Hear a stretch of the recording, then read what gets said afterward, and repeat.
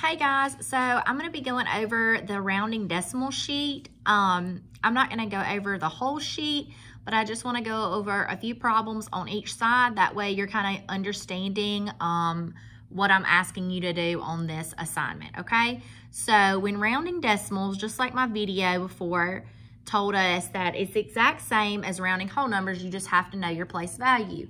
And this one, we're rounding to the nearest tenths, okay? So the 8 is in the tenths place, so I underline the 8 and I look to the right.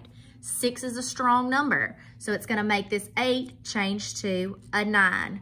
This 6 turns into a 0, and the 4 and the decimal stay. Okay, let's try another one.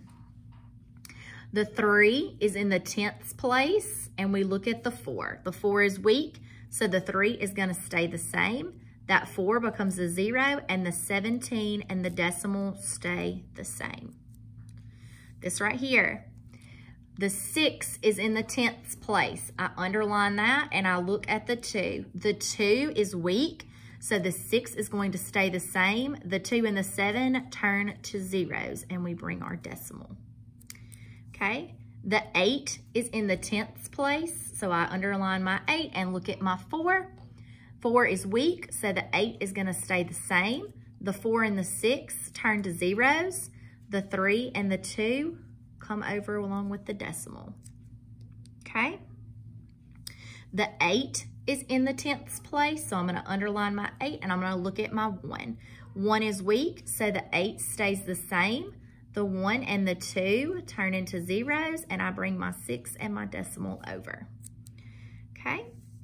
I underline my 6 and I look at my 2. My 2 is weak, so my 6 is going to stay the same. The 2 and the 3 become zeros. The 5 and the 9 and the decimal come over. Okay? I underline my 8 and I look at my 9. My 9 is a strong number, so I'm going to make that 8 into a 9. That 9 and that 6 turn into zeros, and the 8 and the decimal come over. Now, this one right here can be a little tricky, okay? So, the 9 is in the tenths place, and I look at the 7. The 7 is a strong number. It's going to make that 9 change into a 10.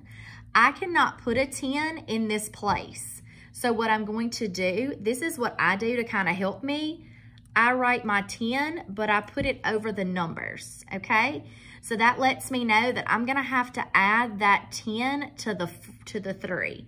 So my number is gonna be 4.000, or you could even just write it as 4, because we know that all whole numbers have a decimal at the end, okay? All right, I'm gonna flip over to the back. This is talking about rounding decimals to the nearest hundredths place. Again, if you're having trouble with your decimal place value, you need to be looking at your anchor charts in Google Classroom, okay? There's an anchor chart for rounding, and there's also an anchor chart for place value. So if you're struggling with what number is in what place value, get those anchor charts out. All right, here we go. The hundredths place. That's where this 6 is, and we're going to look at the 8. This 8 is strong. It's going to make this 6 change into a 7. This 8 turns into a 0, and the 4 and the decimal and the 8 come over. All right, the hundredths place. Underline the 4 and look at the 2. The 2 is weak, so the 4 is going to stay the same. The 2 is going to become a 0. The 17.3 stays the same. Underline the hundredths, which is the 2, and we're looking at the 7. The 7 is a strong number, so it's going to make this 2 turn into a 3. That 7 becomes a 0, and the 6 stays along with the decimal. Okay? We're still rounding to the hundredths, so we're going to underline that 4, and we're going to look at the 6. The 6 is a strong number, so the 4 is going to change into a 5.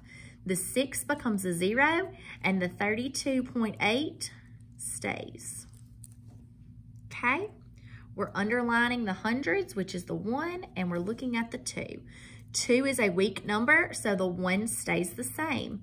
The 2 becomes a 0, and the 6.8 stays. Okay?